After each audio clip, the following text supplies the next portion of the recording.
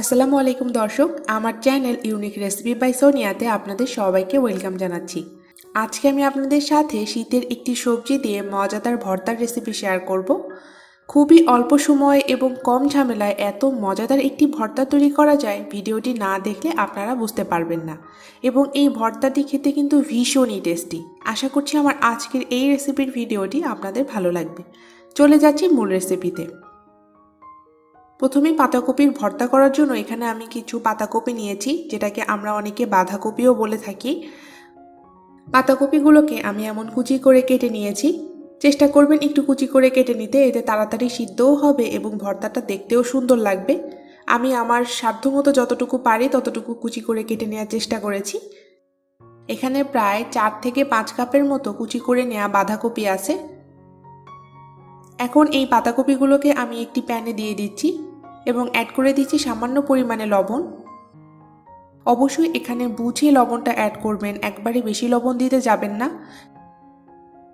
কারণ পাতাকপিটা যখন সিদ্ধ হয়ে যাবে তখন এটা অনেকটাই কমে আসবে। আবার পরবর্তীতে কিন্তু আমরা ভর্তাতেও লবণ অ্যাড করব, সেই বুঝে আপনারা লবণটা অ্যাড করবেন। মাঝে মাঝে ঢাকনা খুলে একটু নেড়ে চেড়ে দিবেন যাতে তলায় লেগে না যায়। ভর্তার জন্য পাতাকপিটা সিদ্ধ হয়ে গেছে। এখন এটাকে ঢাকনা ছাড়াই আমি কিছু সময় প্যানে নেড়ে চেড়ে নিব। পাতাকপিটা সম্পূর্ণভাবে সিদ্ধ হয়ে গেছে এবং এর পানি পানি ভাবটাও অনেকটা কমে এসেছে। এখন এটাকে আমি প্যান থেকে তুলে নিব। এরপর সেই একই প্যানে আমি অ্যাড করে দিচ্ছি পরিমাণ মতো সরিষার তেল।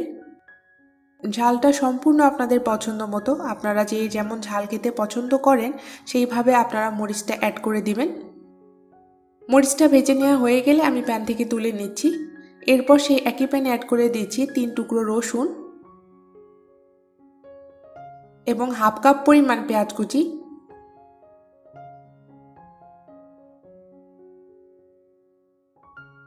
পেঁয়াজটাকে আমি নরম হয়ে আসা পর্যন্ত ভেজে নিব।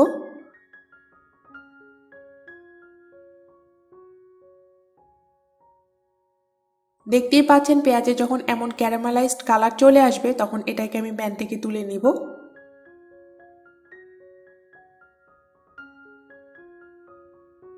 ভর্তার জন্য আমি এখানে সবকিছু রেডি করে নিয়েছি। এখন সামান্য পরিমাণ লবণ দিয়ে আমি মরিচটাকে ভালোমতো চটকে নিচ্ছি। লবণ দিয়ে মরিচটা চটকে নিলে মরিচ থেকে ঝালটা কিন্তু প্রপারলি বের হবে।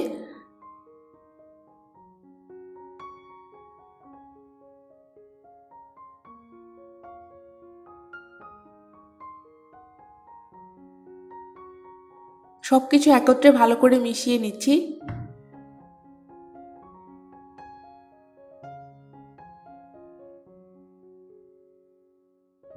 এরপর এতে অ্যাড করে দিচ্ছি ধনিয়া পাতা কুচি।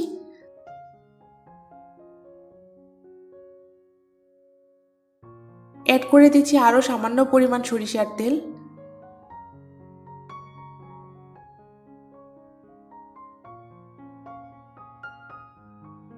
এখন সবকিছু একত্রে ভালো করে মিশিয়ে নিচ্ছি।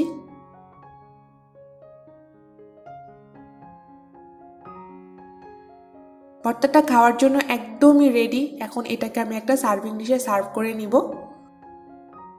দেখলেন তো কত সহজভাবে আপনাদের সাথে মজাদার একটি রেসিপি শেয়ার করলাম। আশা করছি আমার আজকের এই ভিডিওর রেসিপিটি আপনাদের ভালো লেগেছে। ভিডিওটি ভালো লাগলে ভিডিওটি লাইক, শেয়ার এবং কমেন্ট করবেন। আমার ফেসবুক পেজে লাইক দিবেন। আমার ফেসবুক পেজের লিঙ্কটা কিন্তু ডেসক্রিপশন বক্সে দেওয়া থাকে। আল্লাহ হাফেজ।